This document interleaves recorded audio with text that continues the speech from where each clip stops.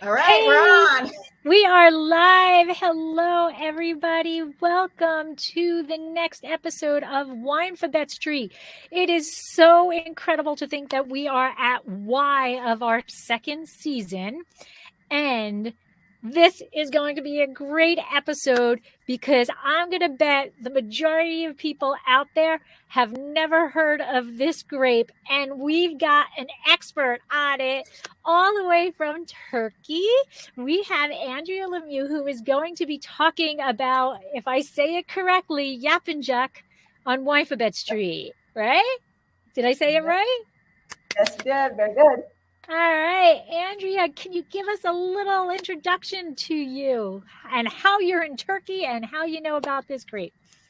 So hi, everyone. Thank you so much for having me, Lori and Debbie. I have been in Turkey for about 9 years. I came here originally for a completely unwine-related job, fell in love with the country, stayed, slowly fell in love with the wine, became really interested in the industry and in all of the really interesting native grapes that they have here. And kind of it just took off from there and made it kind of my mission to proselytize about Turkish wine and Turkish grapes as much as I can.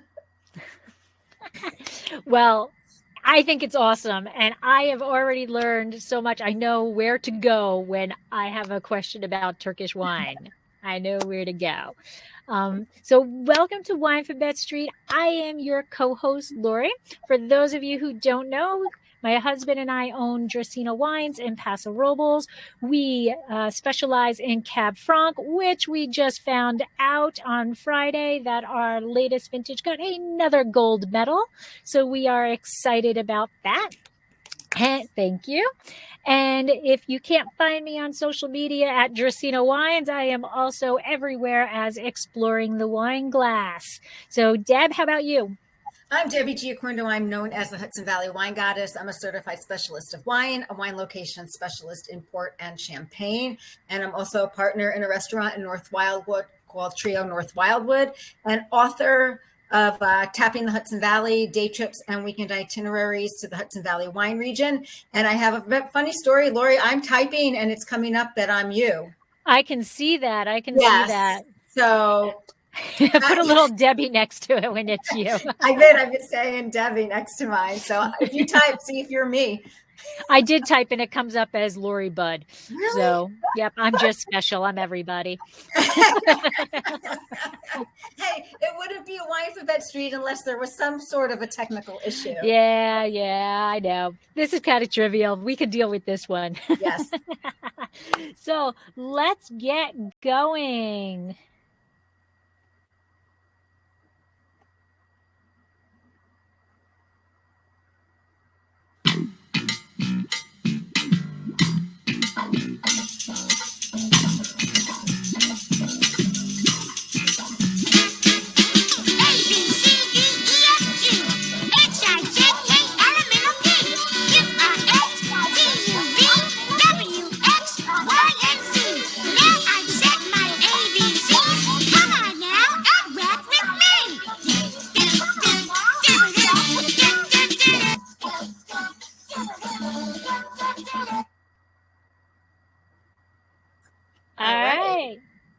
I know. I'd never get that thing to work correctly. All right. It doesn't help that I can't see what you're seeing or hearing. I don't know, but oh, you can't? Oh wow.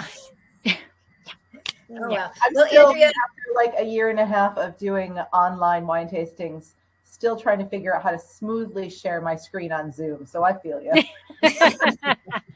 I don't know, but you know what? We get the gist. And he's here. He is here. Elmo has made it to California officially, and he is very, very happy to welcome Andrea to Winephabet Street. So, Andrea, we know it's 2 a.m. by you, correct? It is, yes. Yeah, we got to thank you for either staying up or waking up. It's a pleasure, really. Yeah. And tell us a little bit about yourself. You have this Oh, that's you, Lori. I'm sorry. Yeah, well, that's all right.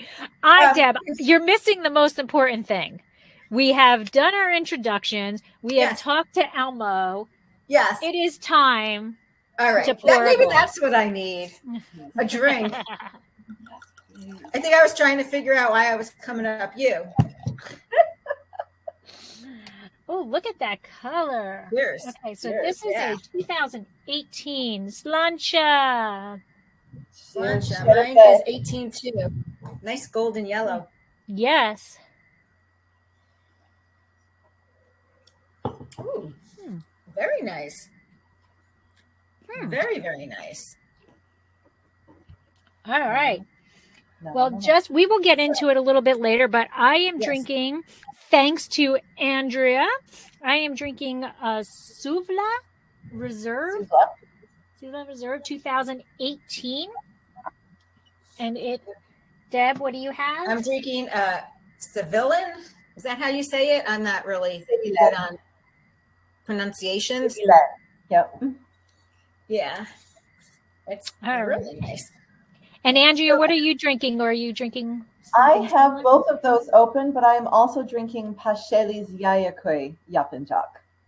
And Paşeli is like the producer for Yapincak available in the U.S. Okay, so that's the one that they're probably going to be able to find the easiest. All right, so people, you hear that? You can find it. You can find it.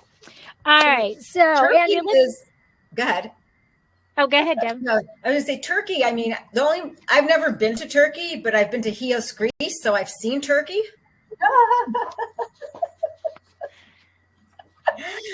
Can you give us some, our listeners and viewers an idea on where it is, how long? Because I know it's a long flight. I remember that. What's it like, in Turkey, like before COVID, and if they want to come to Turkey right now, what's in place?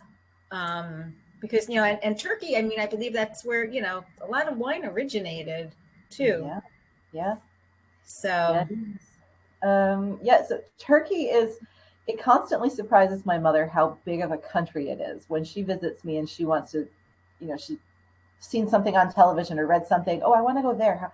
How easy is it to get there? I'm like, it's easy. We get on an airplane and we fly there. She's like, oh, it's that far away. Yeah, it's a big country, Mom. From the U.S., I guess, depending on which coast you're coming from, it's anywhere from, I think, 6 to, gosh, how far would it be to I've never flown all the way to the West Coast from Turkey. I know from here to Chicago, it's 11 hours. Because that's the route that I take. Oh, okay. So it's probably then 16 hours, because something like that. It's like 4 hours to Chicago. So, wow, that's a haul. Yeah, to a number of cities in the U.S. and they are one of the best airlines, internationally speaking. Domestically, they kind of suck. What was the airline? Turkish Airlines. Turkish Airlines. Oh, okay. Yep. And yeah, I mean, it is such a vast country and there is so much to see and do and eat and drink here if you come as a tourist. It's easy to get outside of Istanbul. There are direct flights to so many cities in the country. And we have the wealth of Greece's ruins. There are so many ancient cities here. And quite often they are not terribly far away from a winery. So it's easy to do. Kind of history, tourism, art tourism, along with, gastronomy and wine. And it is really building itself up as a gastronomic country. And there are a number of cities here and wineries that are like friends of slow food. And a lot of places. One of the things that the wine industry does to encourage wine tourism here, because that's a very new concept here, is so many wineries have built on-site hotels and restaurants, and then you top that off with a lot of them having what one winery calls edible landscapes. So a lot of them try to, plant at least all of the herbs that they're going to be using in their cooking, or do base their menus entirely on what they can source locally somehow. So there's some really cool stuff happening here in regards to that. As far as COVID goes, so Turkey doesn't close its borders to many people because of COVID. There are a few countries that are still kind of on the please don't come list. But there are no general quarantines. I don't even think Turkey requires a negative.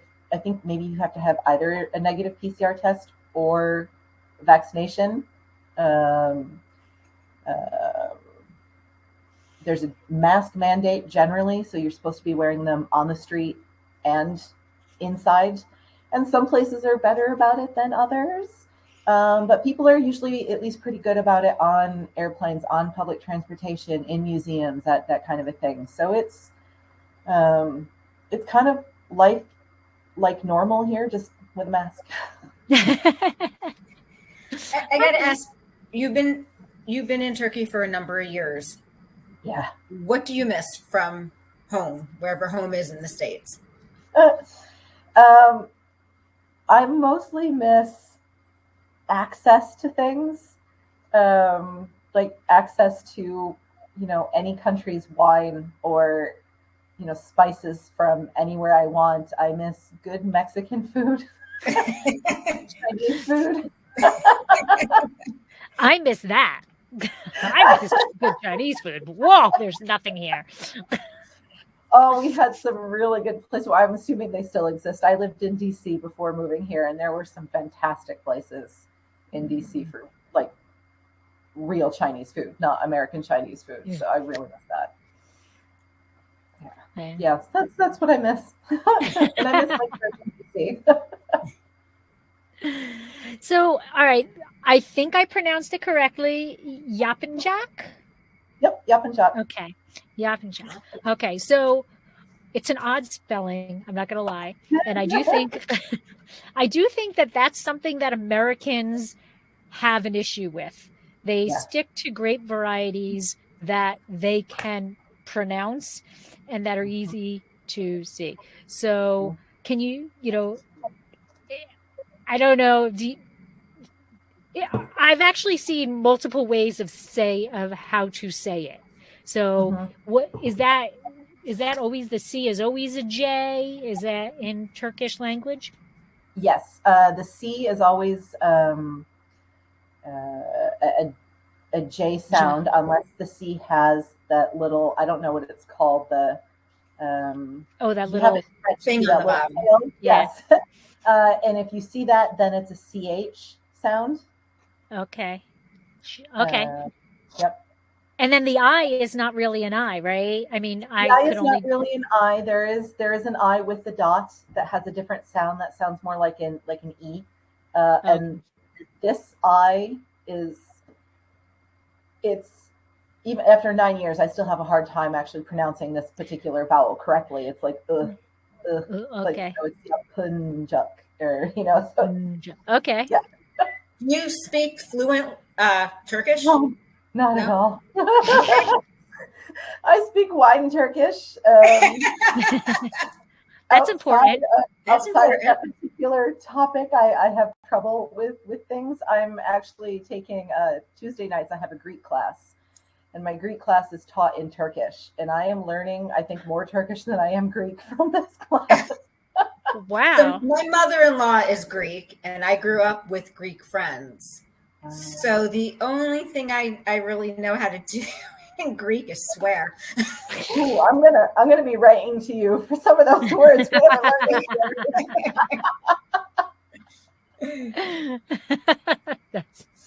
It's funny how that's what we always learn. When you learn a new language, those are the first things you learn. Yeah. That and then food. Those are the important words. Yes. Yeah. Go ahead, Deb.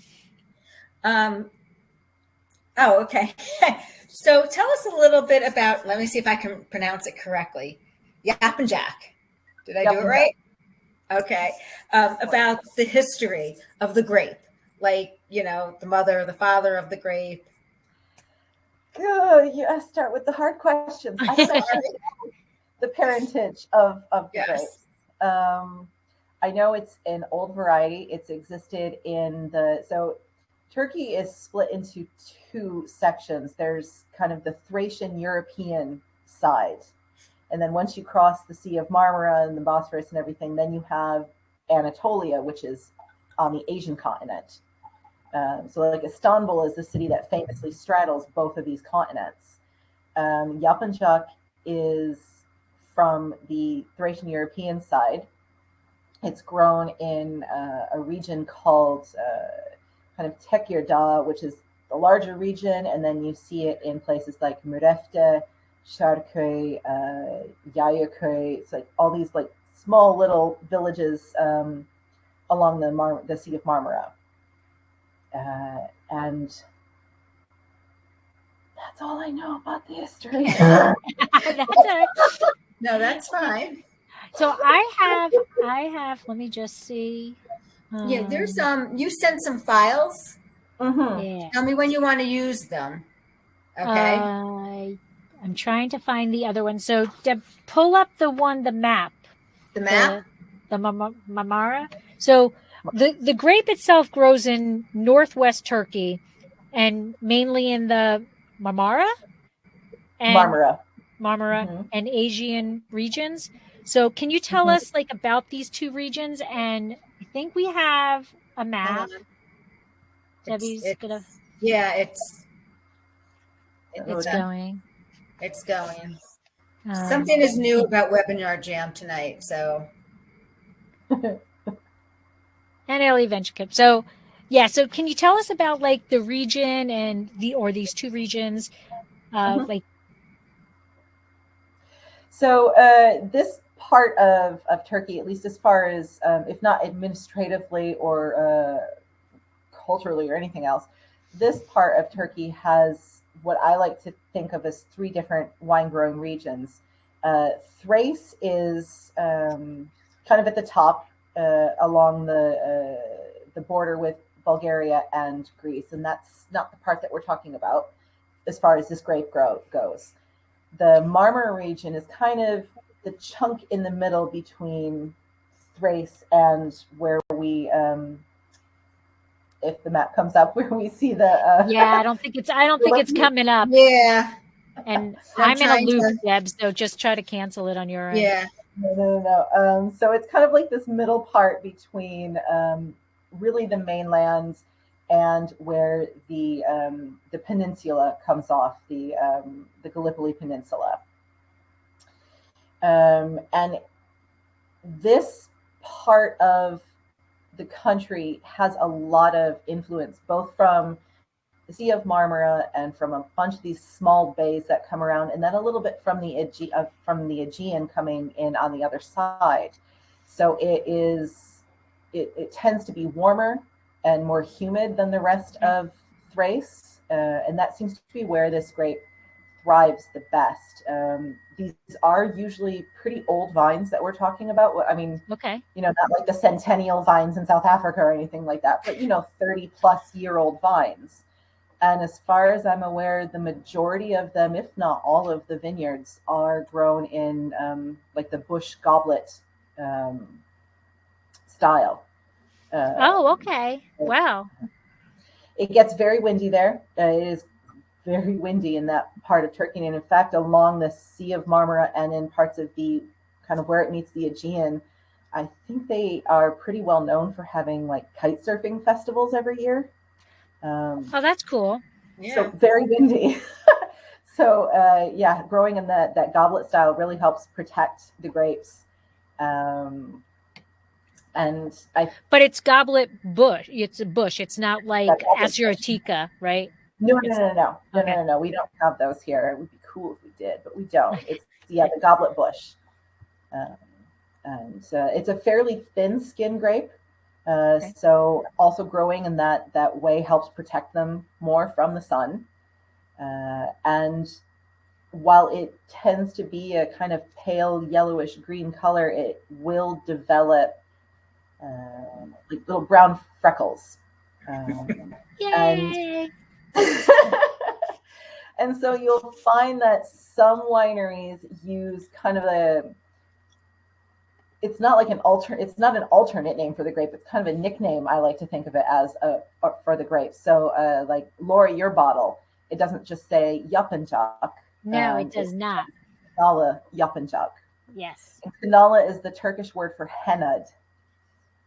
And that's what these grapes that have these little freckles. They're the henad Yapincaks. And so it's a so mine name. Says something that says Beyaz Sek Sour. Beyaz Sek Sharap. It means dry white wine. Okay, gotcha. White dry wine. So are the freckles like a different clone that only certain of them come? I don't think so. I think it's so I read that it happens with the sun and it can make the wine bitter. It can make the wine bitter. So I think it's a natural thing that happens with the grapes, just generally. Mm-hmm. And yes, pressing the skins too hard can make the resulting wine very bitter. So that's one of the reasons, as I've understood it, that the grape hasn't been really enthusiastically embraced, because there are so many wineries in this region, and 3-4 of them use this grape as all. Oh, wow. You have to press them very gently. So of course that means, you get less juice, which means you get less wine, which means it's more expensive to make. And I think Pasheli was the first one to really start using this grape. They released the first varietal wine with it in, I think he told me 2010. And then 2 years later, Suvla started. And there's another winery in that region. I think Melen uses this grape, and Sevilen started making wine with it in 2018. So it's, maybe building up a little momentum. Is it an ancient grape? Like, has it been around for like centuries? Since the dawn of age. Yeah. Since the dawn of age. I would like to answer that confidently with yes, but I don't know, because that's fine. I don't know that when you think about the various governments and peoples who have come through Turkey in the last few centuries, I don't know how well people kept records from, one ruling people to the other. So, yeah. Why do you think it's so, it's said that it's difficult to grow? What makes it difficult to grow? I don't know that it's actually so difficult to grow so much more as it is maybe difficult to make the wine, because of those freckles and the bitterness and the needing to use more grapes than you would probably like to make something commercially viable. So is this typically, you said that those 3 wineries are, they're the ones who or 4 wineries are the ones who really use it. Is it used also as a blending grape in other things, or people just disregard this grape except for those 4? Very little. Suvla also uses it in, I think, 1 or 2 blends. But if it also very well might end up in a blend without anyone copying to it. I believe that in Turkey, you have to have a minimum of 85% of that grape to have that on the label. So what that other 15% might be. So it may sneak into a few other blends. But as far as the people advertising that they're using it, it's really just these 3-4 wineries. But people it is just these 3-4 wineries, but they're doing some really fantastic things with it. So Suvla makes, I want to say, 3 varietal wines with it. They've got like a basic Yapincak. Then there's the reserved, which is oak aged. And they do a traditional method sparkling wine with it that rests on the lees for a good long while. I think the most recent vintage that's out is a 2014. Wow. Oh, wow. So it's made in different ways. It's a very adaptable grape. It is. And Pasheli now is doing skin contact wine with this, which is really interesting given that it has these kind of, these bitter freckles. So they don't leave it on the skin terribly long. So it doesn't end up amber or orange like we would think of as a skin contact white wine. But it definitely has a little bit more tannin and a little bit of a different flavor to it. They're also, they released last year, it's 2022 now, Turkey's first pet nat wines. They made 4 of them, and one of them they made with Yapincak. Wow. I bet you it tastes good. It is interesting. I think I did not like it the first time I had it, but then I tried it again, and it was better. Interesting. It's what PetNat. You know what? I'll be honest with you. PetNat is an interesting concept process to wrap yourself around. I'm in the process of trying to try different ones to see if I like them. Put it that way. Yeah. No, I mean, of the 4 pet nats they made, I'm going to be honest, it was my least favorite of the 4. But I thought the flavor profile was very interesting. It was just, to me, it tasted a little hoppy, and I do not like beer. So wow, that immediately turned me off. But then there was like some honey and some chamomile and some other interesting things happening with it. And I'm looking forward to trying the new vintage when it comes out. Kind of cool. Yeah, it is. Yeah. It is. So where do we leave off here? So can we talk about the wines that are like kind of in our glass, like the grape? Well, we've talked about the the grape and the different methods. It's stainless steel, oak, method champenois, pet nat. So what is the characteristics of the grape when people see this on the shelf in the store and they're like, should I try a Turkish wine, or they're in a Turkish restaurant somewhere and, what's the profile they can, kind of have in their mind on what to expect? I think like aroma and flavor profile wise, it really is going to depend on both how it was made and really where it was made. These small little villages, like Pasheli especially, is good about making like single vineyard or at least single village wines with Yapincak, and it will change depending on where it is. But I think you're definitely looking at citrus, but like I'm going to try to bring up your profile. Oh, look, that works. Okay. So for those who can see this is actually Andrea has a book, which we will get into in a little bit, but this is a tasting profile for Yapincak. So citrus, yellow fruits, and kind of every yellow fruit you can think of, as from like tree fruits, apples, pears to stone fruit. You'll get some almond in this, floral, mineral, depending on where it was grown, and it does do very well with oak, and it will take on kind of vanilla, creamy, honeyed flavors if it has been aged in oak. I think also one of the things that I look for in Yapincak is texturally, it reminds me in a lot of ways of Viognier. It's got kind of like an oily fatness to it.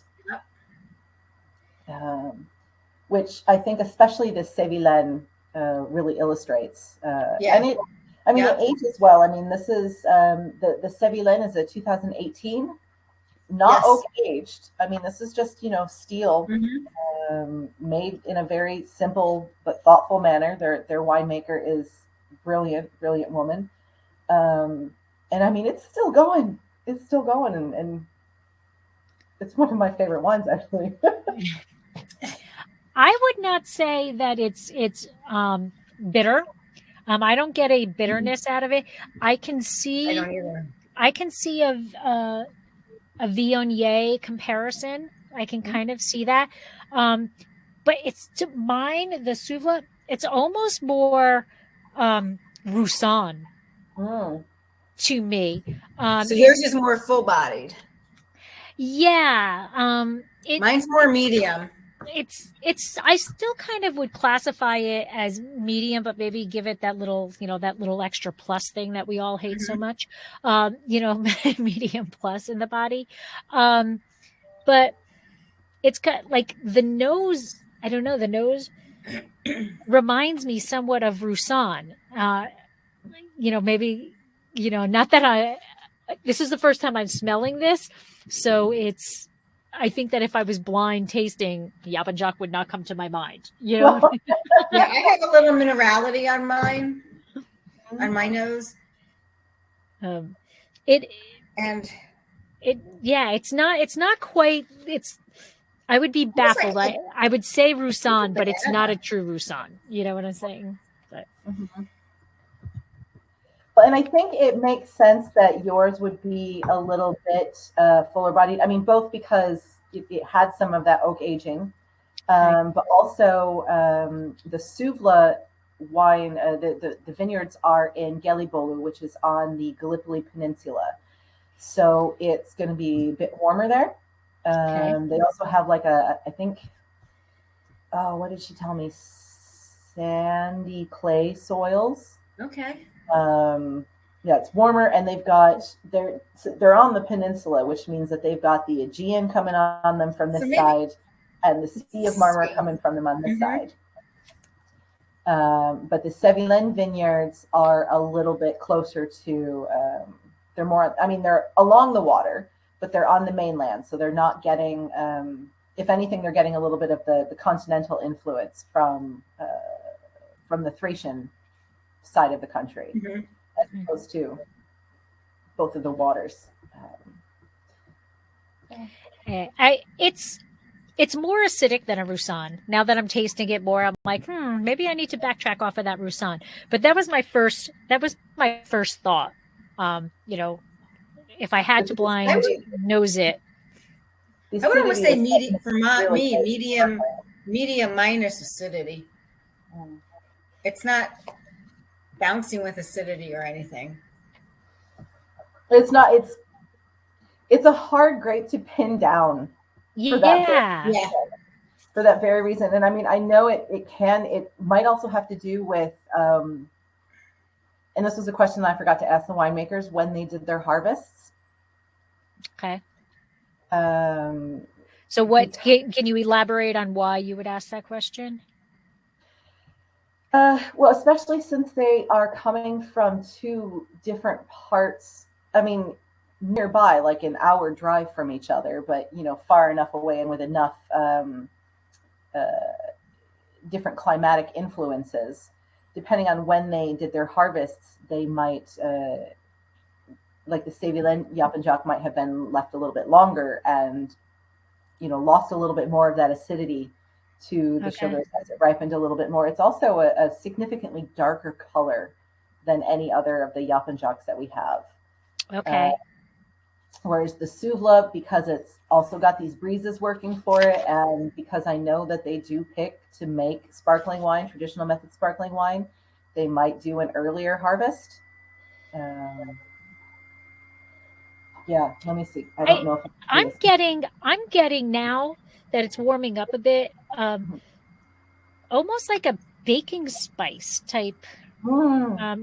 It's like I got a hint of a banana. Like I'm calling it a baking spice. It's so horrible. Almost like an allspice. Let me go back to almost like an allspice nose. Am I being weird? Allspice. No, not at all. I could absolutely see that. It actually reminds me, and nobody is going to know what the hell I'm talking about, but Mike loves these cookies, and I haven't made them for him in years. But it has allspice and ginger.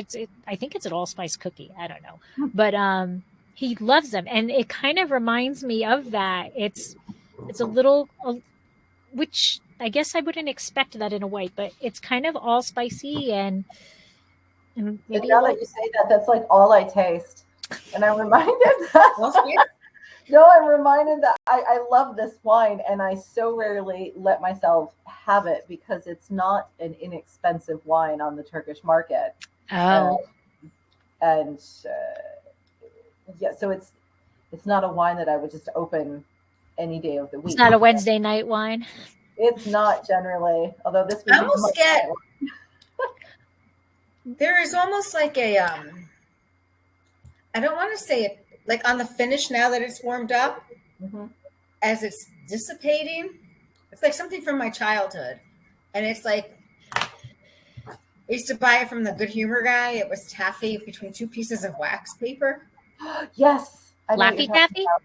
No, I don't know what it was called. Bill, the Good Humor guy, would sell it in front of our elementary school when I lived in New Rochelle.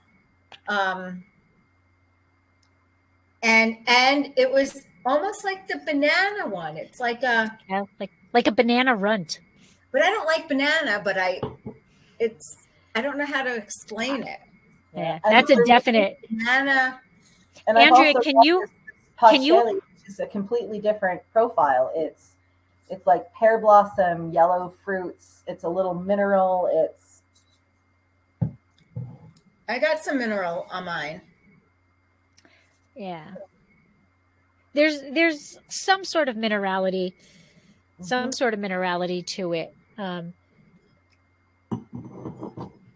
it's a very sensational minerality. It's like something that you feel kind of alive on your tongue, I think. Yeah, it's not the wet stone. It's not. It's not. But it's not definitely like that. like a fun wine that speaks to you, but not a it's not bouncing. No. Yeah. It's a definitely a it's a fun, nice. I'm finding it very easy drinking. So let me just go. You said it's not a an inexpensive wine. I didn't even look at what these wines cost. So what does my wine cost? Am I going to keel over in my chair here? What does Might very well. So we just had another price increase, both because it happens every new year and because of the most recent round of inflation. So hang on, I just bought this one the other day. So it was 280 Turkish lira, which I don't know, divide that by 13. Where's my calculator? I guess. How much? 280? So yeah, so it's about $21, which $22. yeah. So I mean, it doesn't sound like a lot when you're in the U.S. and you see wine prices from all over the world of all different ranges. For here, it's a pricey wine. That's here. a pricey that wine. One okay. now is, I mean, it's not the most expensive. They get more expensive here too. But for the local market, I mean, that's a pretty expensive wine. The Sevillon maybe runs around $13-14. Okay. Oh, okay. But and then what about your third one? This one, because that's the one that most are going to be able to find, correct? Yes, most people should be able to find one of the Pasheli Yapincaks. I think this particular one didn't make it to the US, but he has another one that did. And I am really quickly looking up one of the shops that I know carries it, and I will be able to tell you how much they charge for it.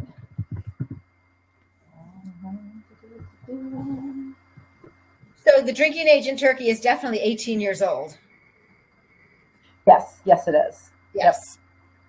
Yep. So I think this plus. in the US would run you maybe $15. 15. Okay.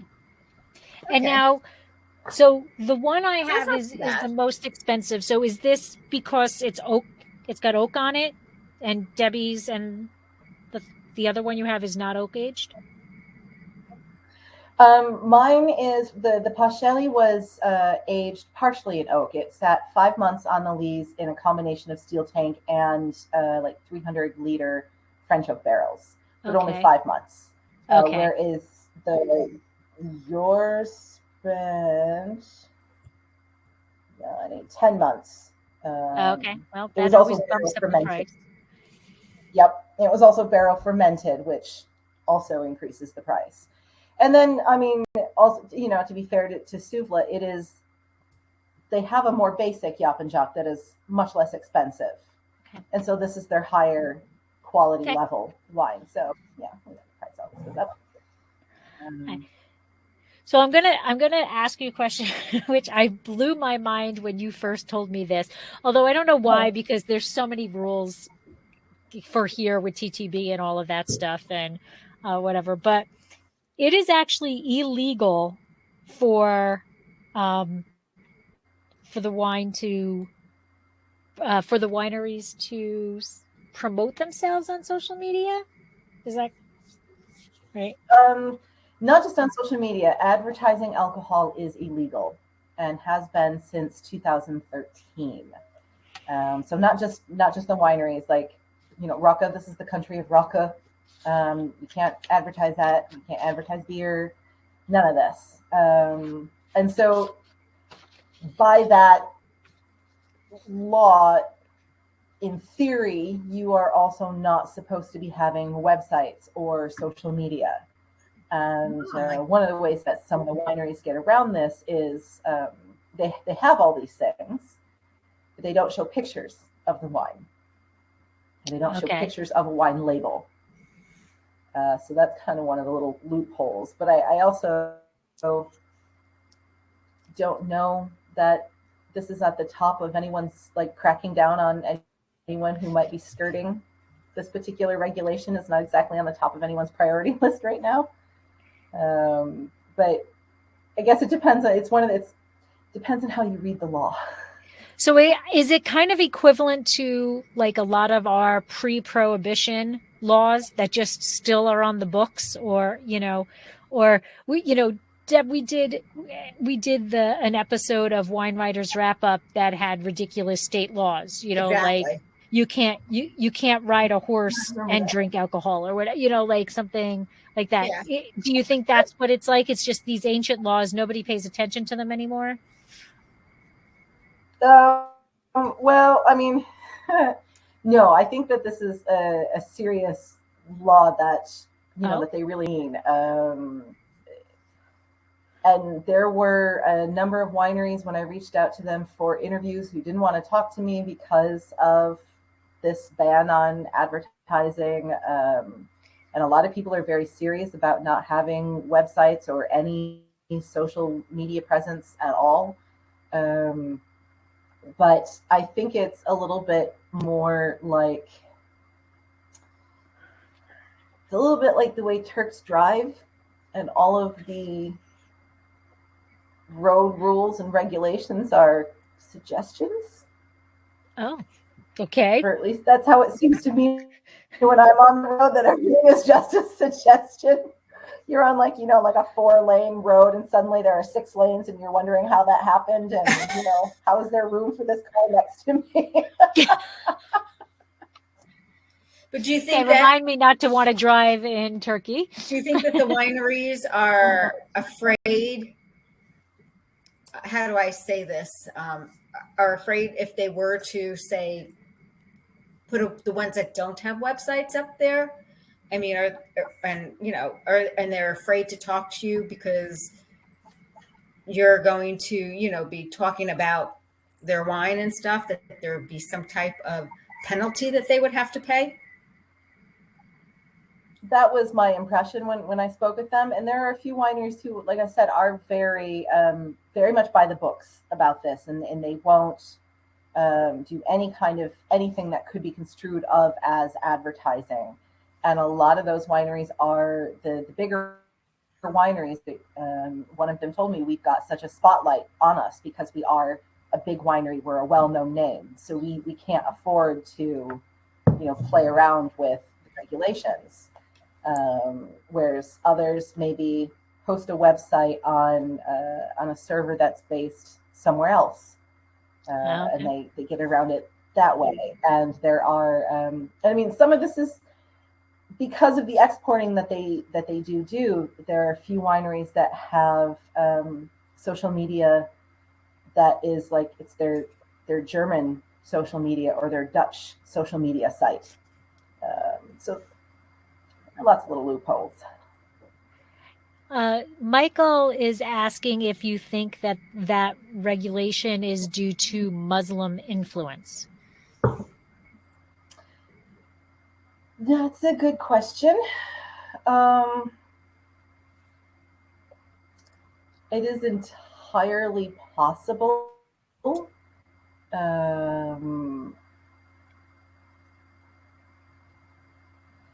It's funny because, I mean, Ataturk liked himself a tipple, and I think there are many famous pictures of him having a glass of something.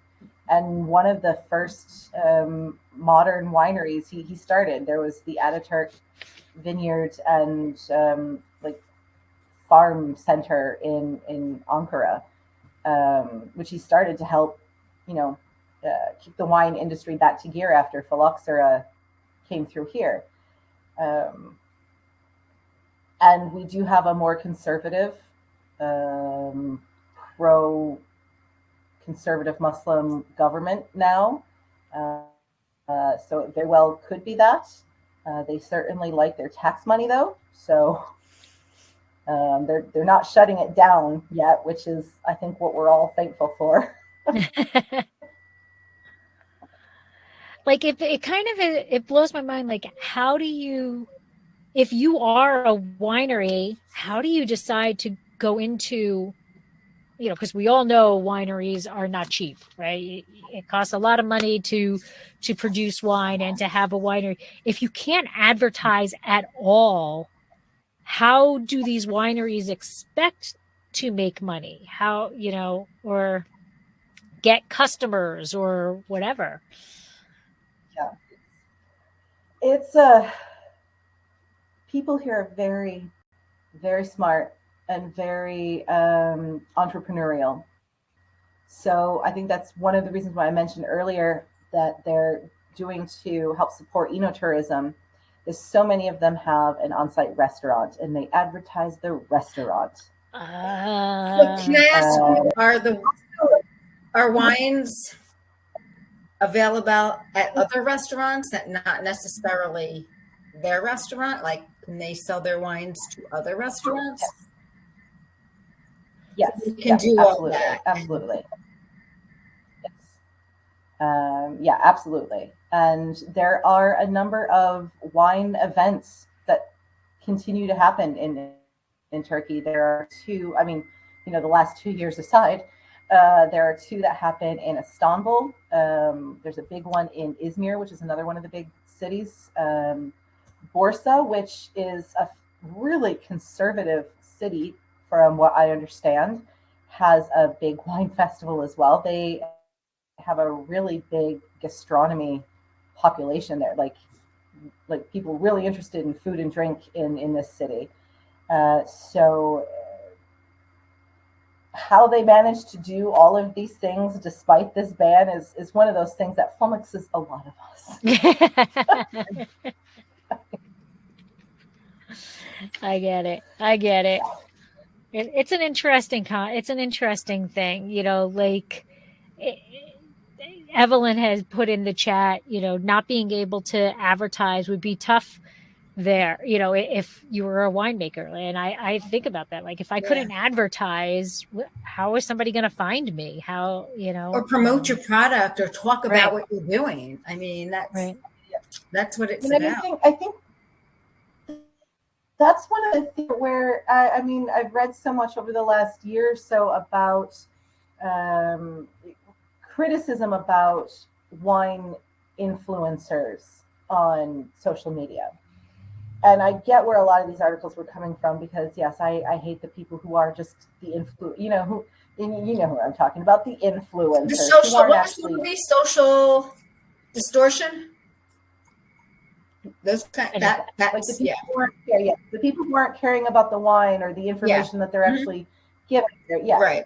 However, here, the social media influencers for wine, they are the advertisers. That's kind of how they function. They are the de facto advertisers because they're individual people. They're not associated with a winery or with with a marketing firm or anything. So they can post as many pictures of wines and talk about them as much as they want. And some of the accounts here have, tens of thousands of followers. So they're a really big deal here, and in a good way. And there's also, I've recently made an acquaintance of a fantastic young woman who is a winery marketing expert. And we had I can't wait to talk more with her because we started talking about kind of like black market, like the black market marketing, kind of like how do you market wine when you can't advertise it? And so there are people who work on this here. It's fascinating. That's pretty good. It's very interesting. Yeah, definitely. Definitely interesting. Yeah. So it's almost dinner time where I am. Well, actually, it's past dinner time. But what's a good pairing for this? Oh, what do you think? Let me taste one that you have again. Well, all three of them. I mean, I know we go from one extreme to the other. So you got the bubbles and, but I can see mine almost with a lot of fish.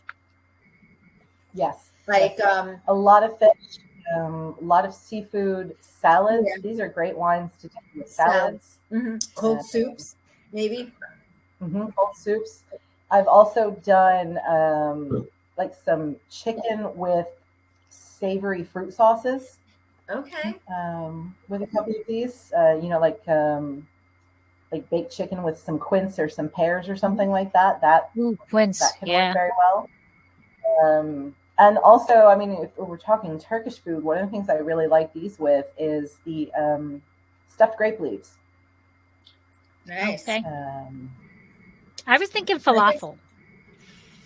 Ooh, yeah. Falafel would be good. Yeah. Like that. I'm still getting that allspice. That's all I'm getting. I can see something with pork and apples. And apples. Absolutely apples. Yeah. Oh, Philip here has a question, which is totally going to change the subject. Do you suggest traveling to Turkey with a suitcase full of top quality international wine? It depends on how willing you are to lose that wine when you go through customs. Because are you not allowed to bring wine in? You get 2 bottles, and they're very serious about it. If they catch you, they're very serious about it. What they do when you enter Turkey is, you go through the nothing to declare line, but there are usually a couple of security guards standing there, and they wave people over to a different line, and then you have to put your bags through a scanner. And those scanners can tell that you have wine. So they'll take it away. You don't get fined, but they'll take it away. Because there's you're not going to end up in prison, are you?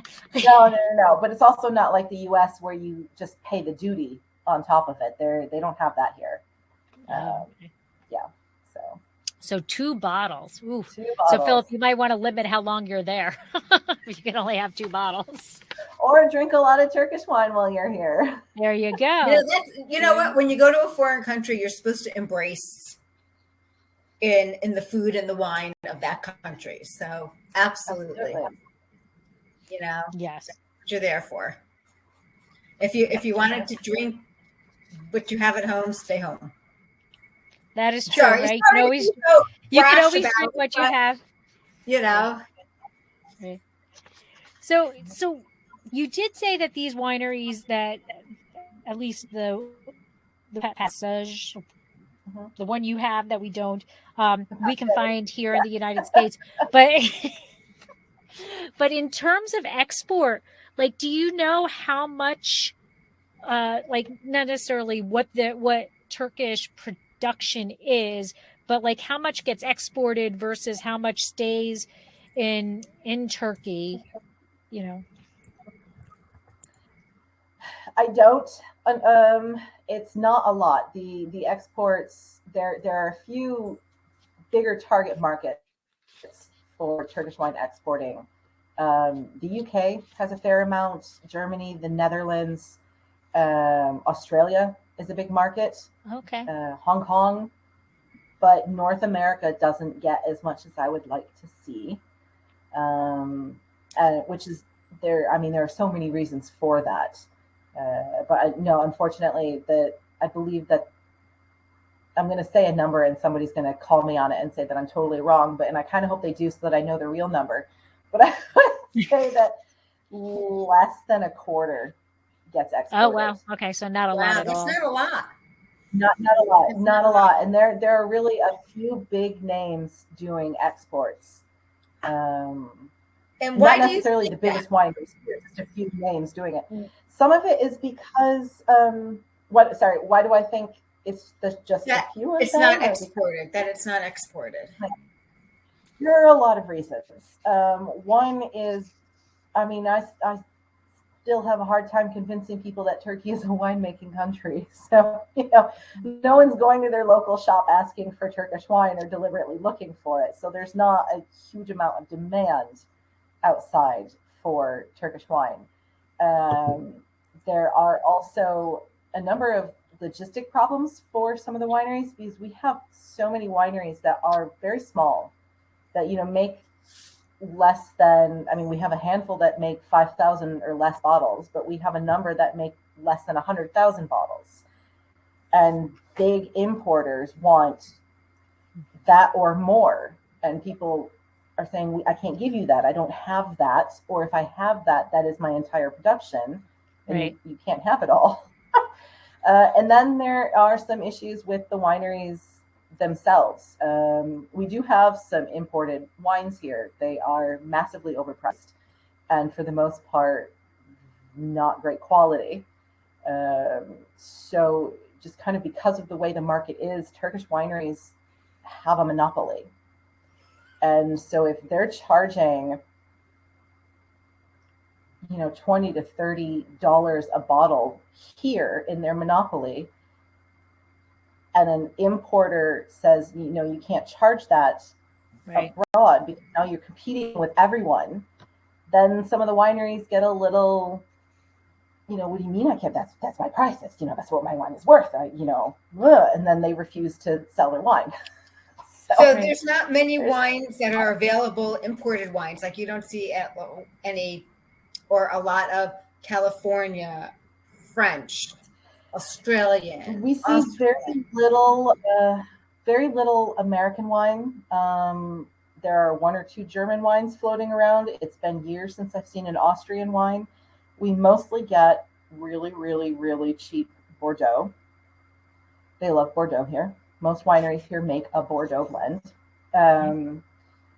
There's a fair amount of Italian wine, especially cheap Chianti. But then we also get madly expensive, Chateau Latour kind of wines here. I mean, there's either all of this or some of this. Well, it kind of shows the divide of the income categories. It really does. And the markup on the wines is insane. I remember when I first moved here, seeing a wine that I used to see all the time at Trader Joe's for $8, and it cost the equivalent of 20 or 25. Oh my goodness. You're like, ah. Yeah. I think it was when I saw that bottle that I was like, let me check out this Turkish wine. What is this grape called? So actually, that's perfect because I'm going to ask you about your book. So you come to Turkey and then you explore the Turkish, wine scene, and now you've just released a book. So tell us about the book. And I have been seeing your little cards similar to like what I had, what Debbie and I showed up in the chat there. But tell us about your book, and can Americans find your book, and what can we do? Yes.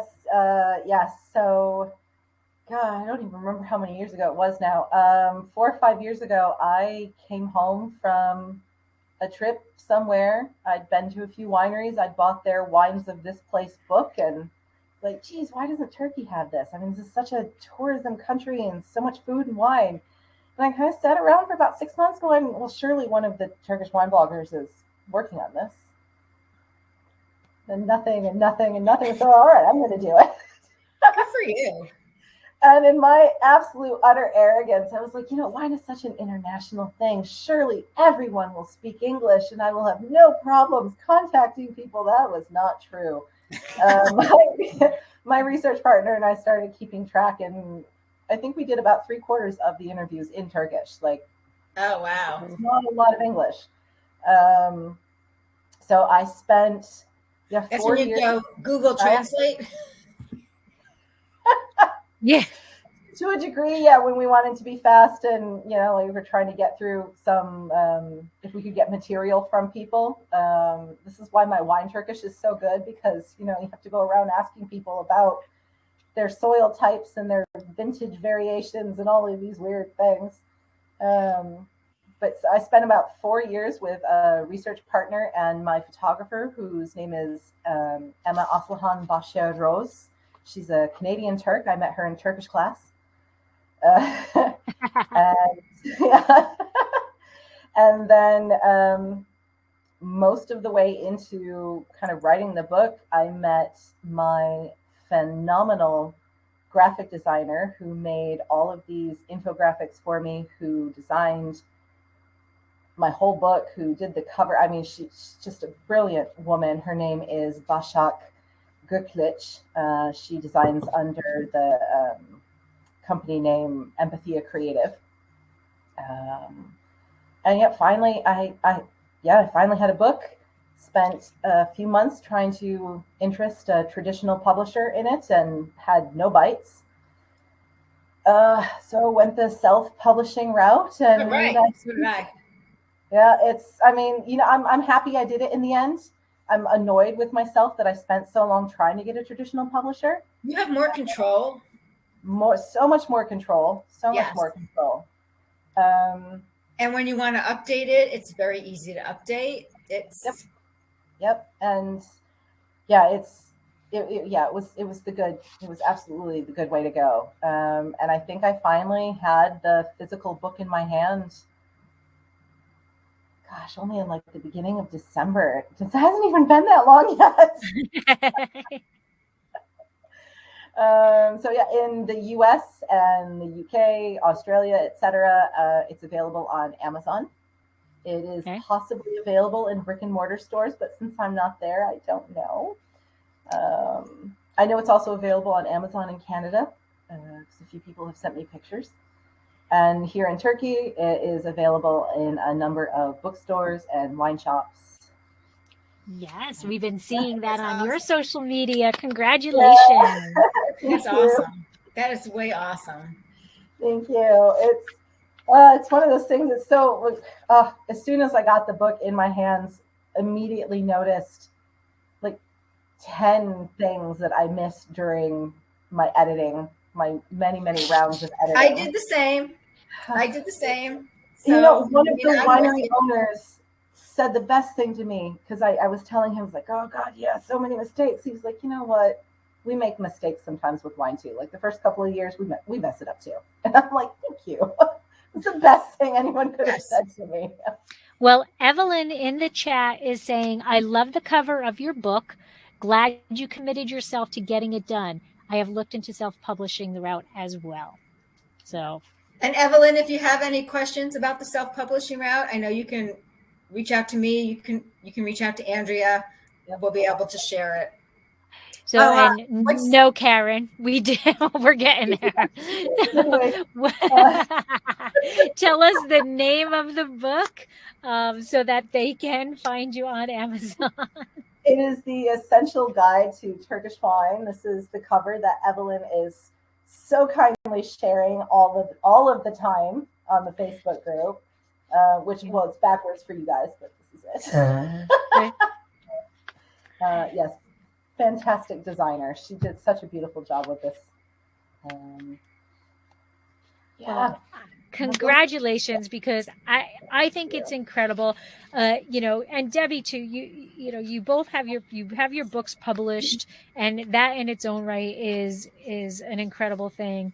And I know what it feels like to see, even from, working non-wine, working in, Unilever, where I met Mike or whatever, seeing your product on a shelf, like when I see, to this day, and it's been like, I don't know, 30 years since Lipton Original, when I see somebody drinking Lipton Original, like, yeah, you're drinking that because of me, and it's, and Mike has that same pride in the product. We can't go into a Starbucks without him saying, oh, well, that's my syrup, or that's, whatever, so I get that pride thing. So just for both of you to see your words in a book and have people purchasing it and to be an authority on something is just incredible. So kudos to both of you. Kudos. Oh, kudos to you. Hats off. Yeah, it's, it was going to come to the U.S. and do a book tour. Oh. It's so far away.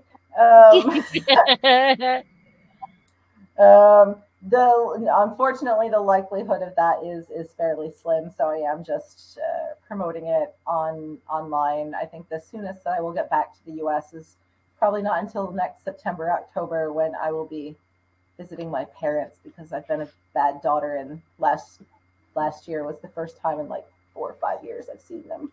Oh. So. Well, it's tough when you're, working abroad. You're working abroad, and then, COVID happens, and yeah. The pandemic really got in the way of visiting. Yeah. So, I mean, you can come to Michigan. I can do a little tour around my parents' village. All right, road trip. Well, Deb, do you have anything else? Did we miss anything? I don't think we missed anything. But yes, actually, Andrea, where can we find you on social media, your website? We know you can buy your book on Amazon. The title of your book. Yes. So The Essential Guide to Turkish Wine, you can find me on Amazon. I am the Corky Cork. So thecorkycork.com for my website. Twitter, I am Lemieux Andrea, and Instagram, I am Corky Cork, but without the because somebody already had it. Dang those people! I know, right? I know. Yeah. No. Well, thank you so much for joining us, and thank you, oh my God, for staying up late. And I gotta go with, you look phenomenal. You do. 2 a.m. and I would be like, okay. Well, I did start drinking a little bit before you guys, so I think, I had a little bit of an incentive to stay up there, but it was such a pleasure. Thank you so much for having me on. I had so much fun, and we got to let you go to sleep. Yeah. But thank you. But we really enjoyed it, so much. And it was a pleasure. Thanks so much. Laura, you got the controls. Thank you. Oh, I have the controls. So thank you, everybody, for joining. Next month, just as a heads up, we are talking Zweigelt. Yes. So we will give you more information on that. But you can go to our website, winephabetstreet.com. The webinars, it's all the registration for Zweigelt's up there. And we will be in Austria next month. Yes. So Again, I wish I was there in person. I wish I was in Turkey in person, but we'll have to deal with it through the internet. So thank you, everybody, for joining this episode of Winephabet Street. Thank you, Andrea, for staying up and sharing your knowledge. And I will say with my last little swig of this here, Slancha. Cheers. Cheers, share to Faye. Lori, you got the controls. There we go.